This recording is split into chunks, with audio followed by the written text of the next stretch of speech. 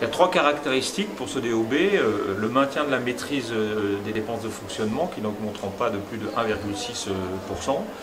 Il y a l'absence de tout réendettement, c'est-à-dire que l'emprunt que nous ferons cette année sera exactement du même montant que le remboursement de notre dette.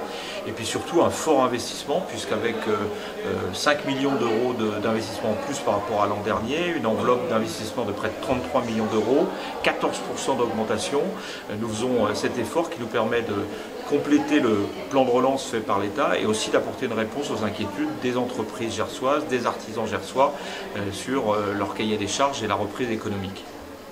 Alors le point important aussi, c'est bien sûr la création du centre départemental de santé.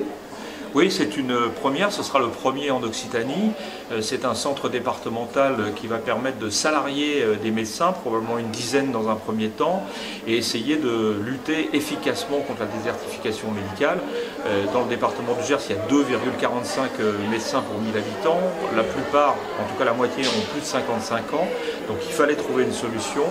Nous avons eu des contacts avec notre collègue de Saône-et-Loire, président de Saône-et-Loire, qui est intervenu pendant la séance pour dire tout l'intérêt de cette démarche. Et nous allons effectivement monter un centre départemental de santé qui n'a pas vocation à remplacer la médecine libérale, mais à la compléter et à faire que dans des territoires de déprise, nous puissions installer des médecins salariés et qu'il n'y ait plus un seul territoire dans le Gers sans médecin.